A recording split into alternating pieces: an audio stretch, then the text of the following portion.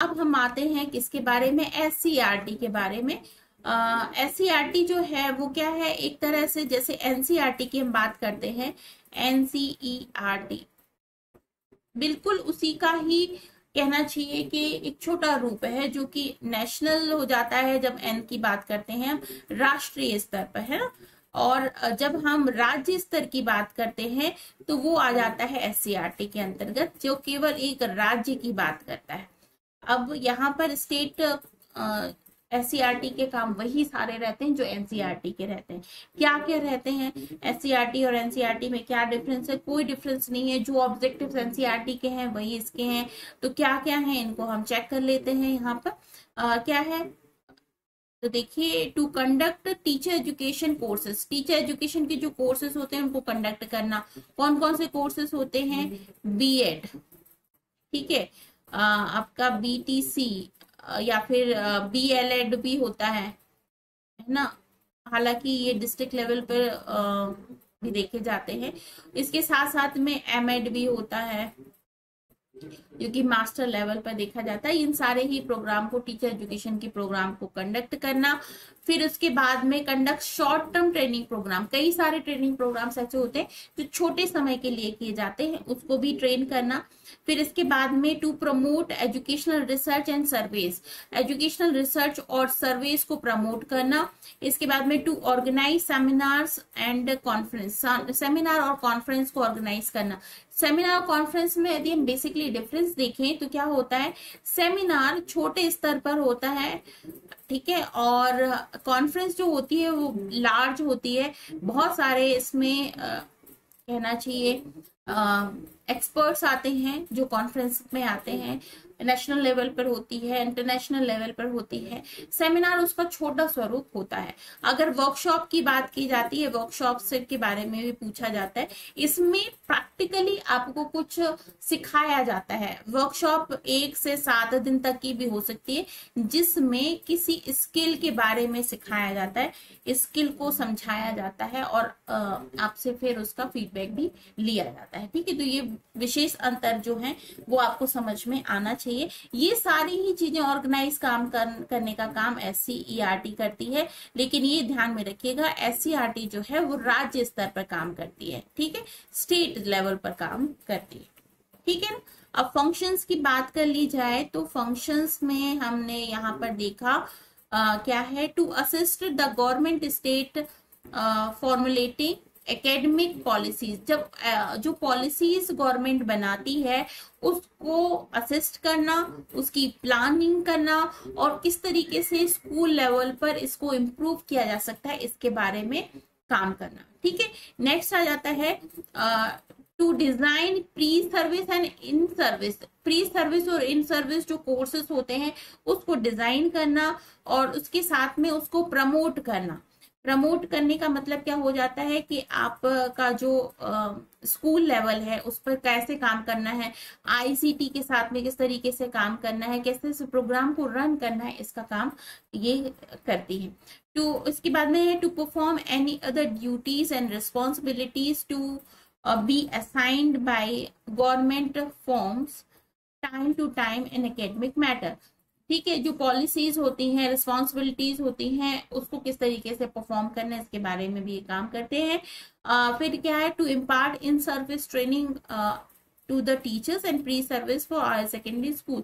इन service teaching और जो pre service होते हैं उन सबको प्रोवाइड करना। To prepare teaching aids for educational institute, educational institute जो होते हैं उनके लिए टीचिंग एड्स बनाना, मतलब शिक्षक सहायक सामग्री जो होती है उनका उपलब्ध उनको करवाना, ठीक है। नेक्स्ट जो हमारी संस्था आ जाती है जिसके बारे में हमको समझना है वो है RMSA, ठीक है। RMSA राष्ट्रीय माध्यमिक शिक्षा अभियान, इसके बारे में यहाँ पर बात किया जाता है। तो ये क्या है, this scheme was launched on March 2009, मतलब 2009 पर ये लॉन्च हुई थी, मार्च के महीने में।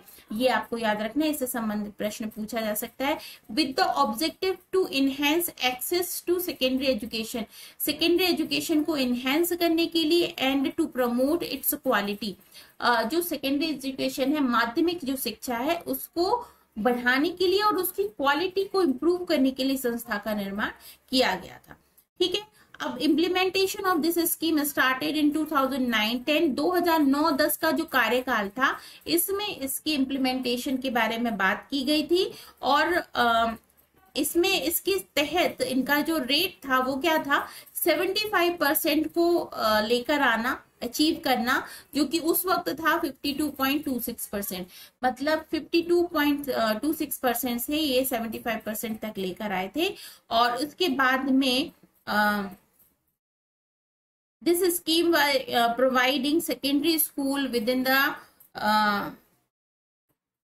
बहुत सारे रीजनेबल डिस्टेंसेस जो होते हैं, मतलब मान लेते हैं आप किसी स्कूल, किसी गांव में रहते हैं, किसी विलेज में रहते हैं, और उस विलेज के अंदर ही आपको स्कूल मिल जाए, एक संस्था मिल जाए जिसमें आप माध्यमिक स्तर की पढ़ाई बच्चों को पढ़ा सकते हैं। ये इनका लक्ष्य था कि डिस्टेंस ना जाना पड़े। जैसे बात पहले कही जाती थी ना कि एक गांव का बच्चा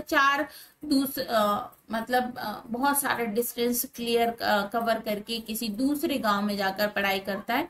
तो इनका लक्ष्य था कि हर एक गांव में उनकी कम से कम डिस्टेंस के अंदर माध्यमिक जो शिक्षा है उसको प्रोवाइड किया जा सके। ठीक है, तो ये माध्यमिक शिक्षा आयोग था। अब आपको यहाँ पर जो ध्यान रखना है, ये डेट याद रखनी है, क्योंकि डेट से संबंधित प्रश्न आता है कि कब इसको लागू किया गया था। नेक्स्ट, यहाँ पर हम बात करेंगे इसके ऑब्जेक्टिव्स के बारे में।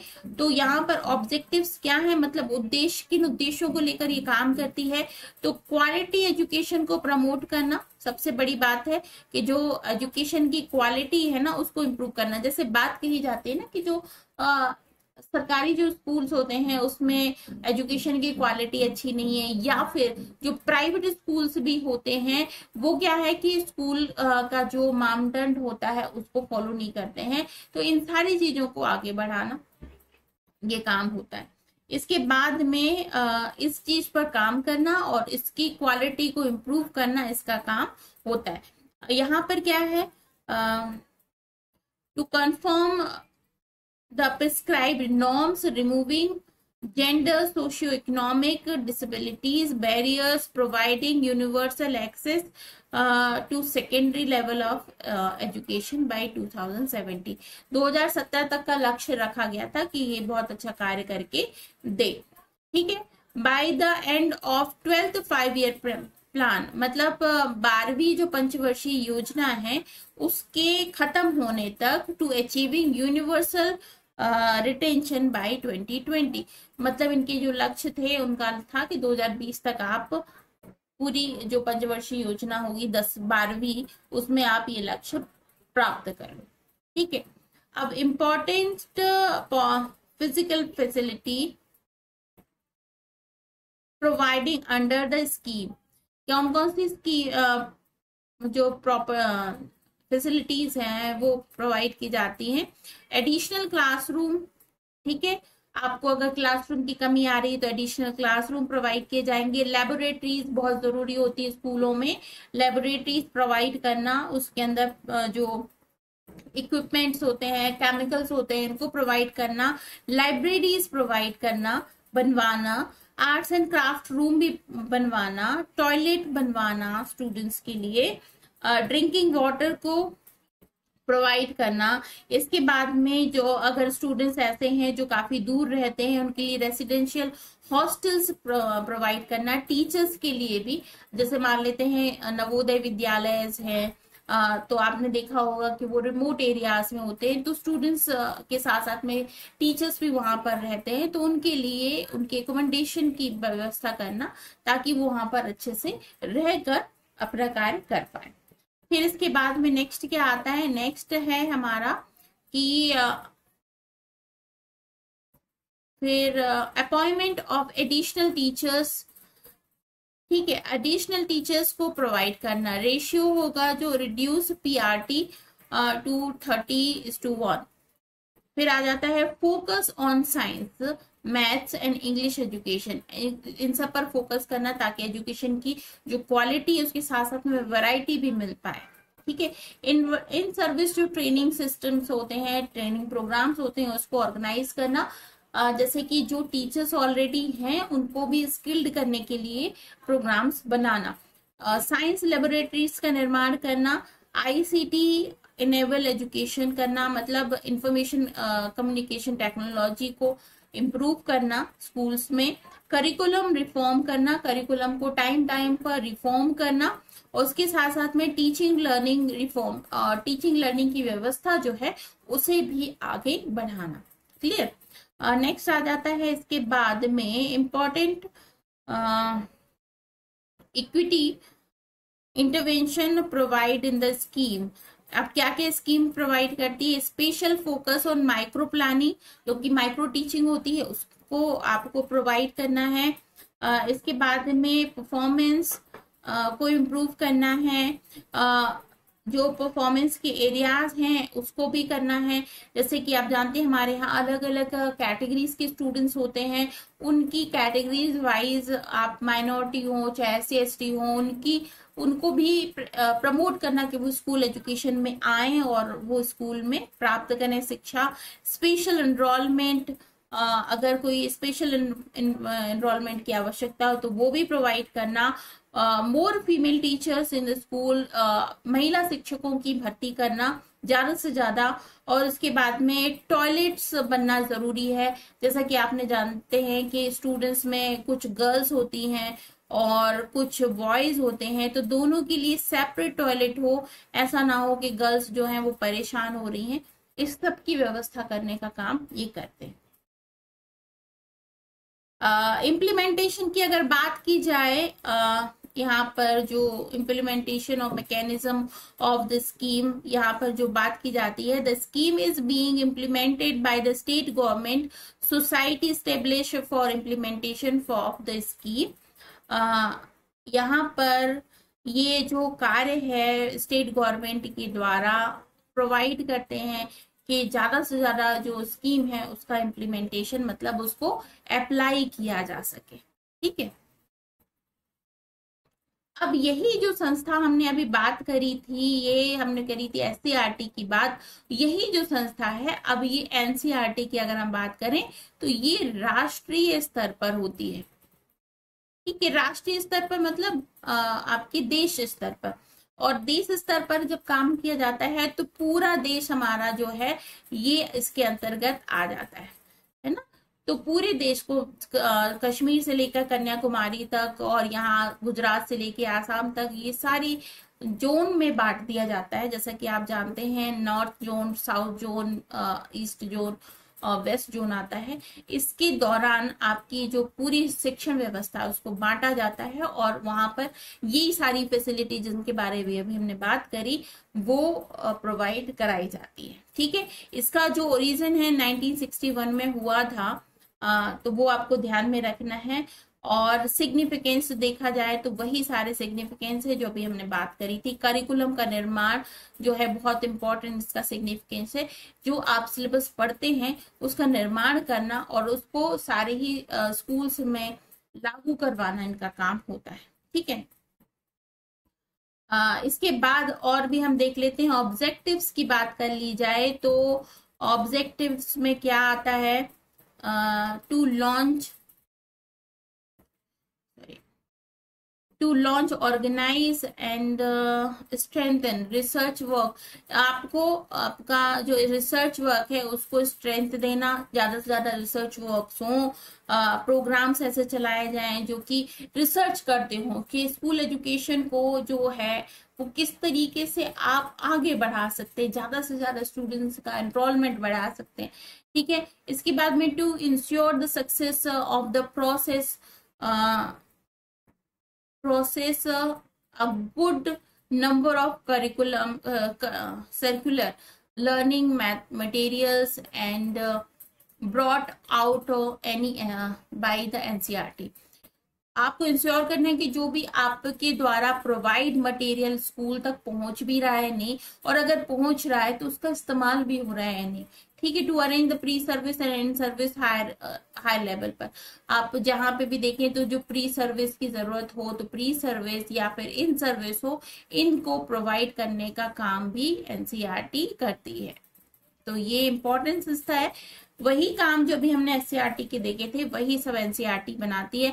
आपने देखा होगा कि जो भी सेंट्रल स्कूल होते हैं, सीबीएसई बोर्ड के स्कूल्स होते हैं, जिसमें हम कहा जाता है सीबीएसई की बात की जाए, central board of secondary education, इसके लिए जो बुक्स का काम होता है वो एनसीईआरटी ही प्रोवाइड करती है, बुक्स बनाने का काम मेनली करती है। ठीक है, टेक्स्ट बुक बनाना, फिर इसके बाद में हायर एजुकेशन ट्रेनिंग प्रोग्राम को लॉन्च करना, एडमिनिस्ट्रेशन को चेक करना, लार्ज स्केल पर गाइडेंस प्रोवाइड करना, फिर इसके बाद में आपके इंस्टीट्यूट्स को कॉर्पोरेट करना, कॉर्पोरेशन देखना, चेक करना, इसके बाद में टीचिंग मेथड्स सही से लागू हो रही है नहीं हो रही है उनको लागू करना, मतलब स्कूल एजुकेशन में जो आवश्यकताएं होती है उनको सबका काम देखना एनसीईआरटी का काम होता है।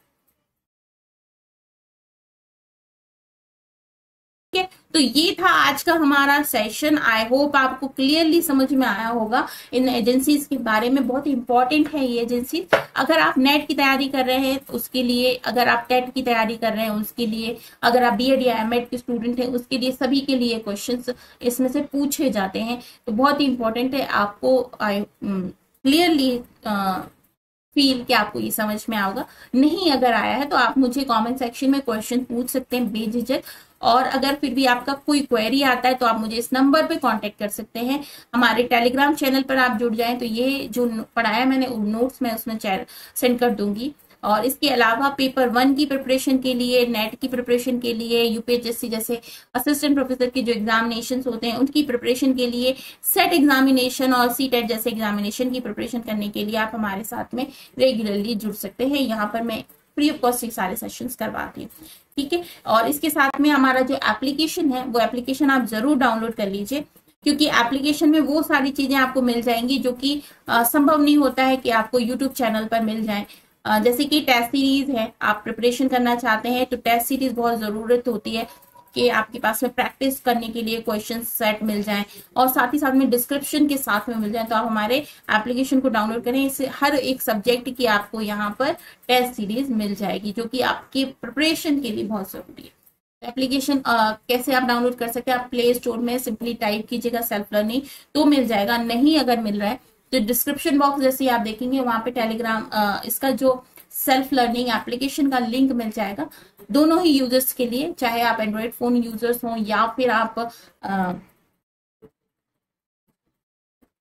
यूजर्स हो इसके आईफोन के, दोनों ही कंडीशन में आपको हमारा ये एप्लीकेशन मिल जाएगा। तो आई होप कि आपको आज का सेशन अच्छा लगा हो तो प्लीज लाइक कीजिएगा, शेयर कीजिएगा और चैनल को जरूर सब्सक्राइब कर लीजिएगा।